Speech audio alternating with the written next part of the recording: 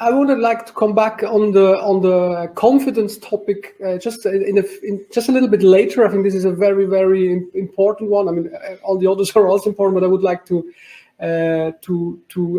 deep dive a little more on confidence. But before we do that, here's a question for you. What do you think for salespeople is more important, hard skills or soft skills? I think that for sure the soft skills are critical because again, like things like confidence, it doesn't matter if you have the skills, if you don't have the confidence. I mean, how many times you've been to a training program, how many times you've read a book and you learn the technique, you learn the approach, and then you still haven't done it? How many times have we done this? I mean, like I can reflect on my own journey, and I know many times that, and one of the reasons is a confidence, right? So developing that confidence, it will help you go and apply the skills, because otherwise, you know, you learn the hard stuff, but then you will not be able to apply them. Absolutely. I mean, I cannot agree more with you. Obviously, it was a kind of a rhetoric question. You know? Yeah. I kind of knew already your answer, yeah. And I fully agree with you. And you know my opinion too.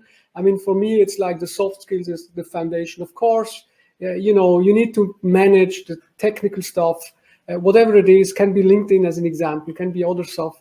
The hard skills, you need to know, you know, how to, you know, what to say in the right moment. But I think what is more important is like the skills, like listening to your customer, feeling for your customers, understanding your customer, what is his challenges, and then, you know, with that, you will create automatically a connection. And I think this is the connection which will, at the end of the day, sell, because we talk about the confidence, but I think confidence is where it starts. But at the end of the day, it's also a matter of trust, right? And with your confidence, you know, you can be, you know, if you're confident about yourself, if you're confident about your product, your service which you're selling, and you're confident about the company you're representing, then automatically you have a complete different way of talking, and it comes across to the customer completely different. And this gives like a certain level of trust, first of all. And this trust at the end is what it's about, you know, to develop, and at the end to which makes usually make or break a deal, right? I mean, we have had it so many times. So many customers say no. Every time a customer says no, it's, you know, and the reason for saying no is usually an excuse.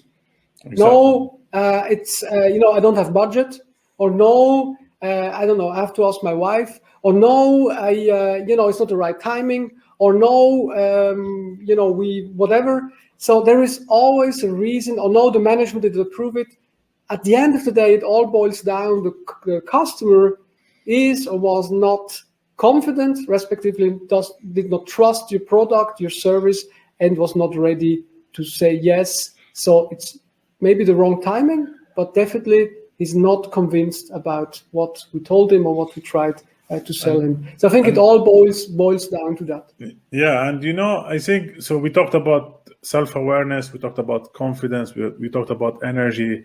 I think just reflecting on what you said now about trust, about listening, maybe we should add one more to this, which is caring deeply about the customer, about their needs, about their future, about their performance. And then listening will come, and then empathy will be there, and then trust will be created, right? So having this as a foundation is so powerful.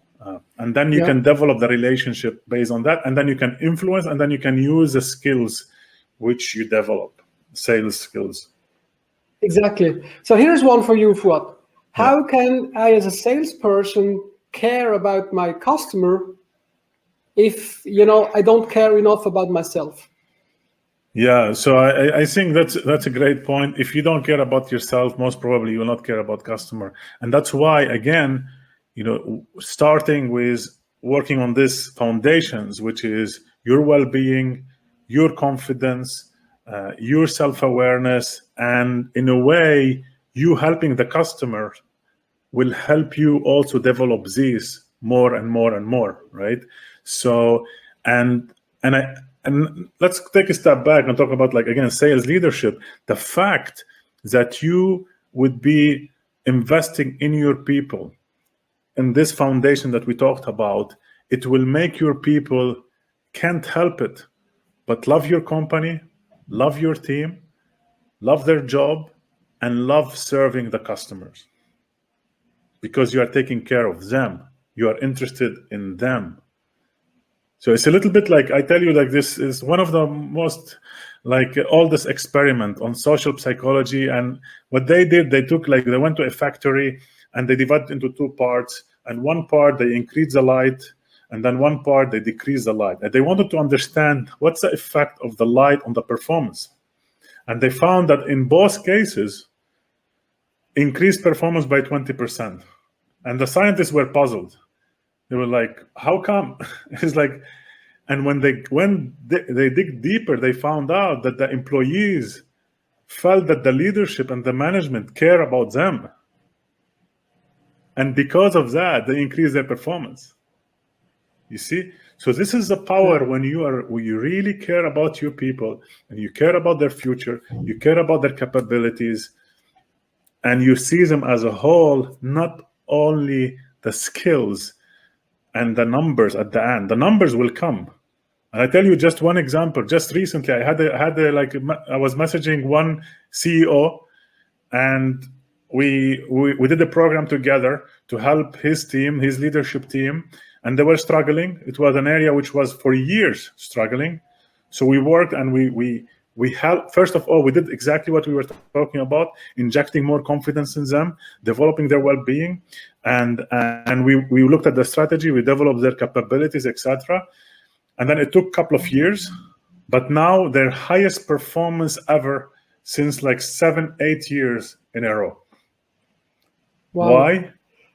You know, the trust, the confidence, all just like boosted. And then basically the results of today are, the numbers of today are the results of what you invested in the last 1 year, 18 months, 24 months.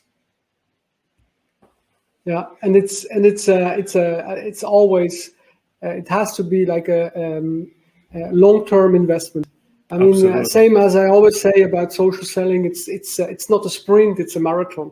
Yeah. I mean, just doing quickly a training just for the sake of ticking off the to-do list, it doesn't make sense. It's just, you can take the money and throw it out of the window. Yeah, right? But doing a training and a program, you know, in alignment with the needs of your people, and in alignment with the strategy of the company, and in alignment with the leadership of the company or of the sales team, I think this is where it really makes a difference. And I mean, you said one thing is like, I would like to kind of like again underline is like caring about your people. But I think what is even, you know, to make it even stronger is like to really care about your people. I see a lot of people who like, you know, they care about your people. They say, I will invest some money in you, and you can go and do this training or this course or whatever. Which is just like, okay, then, you know, then it's done, and then he or she is happy for the next 6 months, and that's it. And that's not caring, right? Of course, it can still help the person, but I think really caring is like when you really support your team and even are sitting in the same boat. So just to share a story from my side, I really see a big difference when I do my programs about social selling. When with the sales team, I really see a big difference when the sales leader is part of the program or not.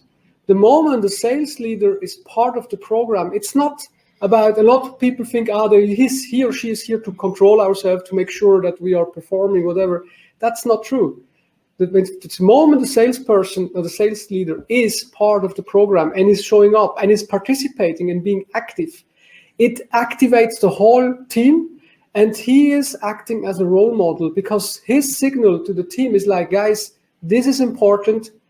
I need to learn this as well, and I want to learn this together with you. We are all sitting in the same boat. So this signal is so strong, opposed to like, okay, I've organized a training for you guys, and it will be from then to then, and have fun, and let me know how it goes.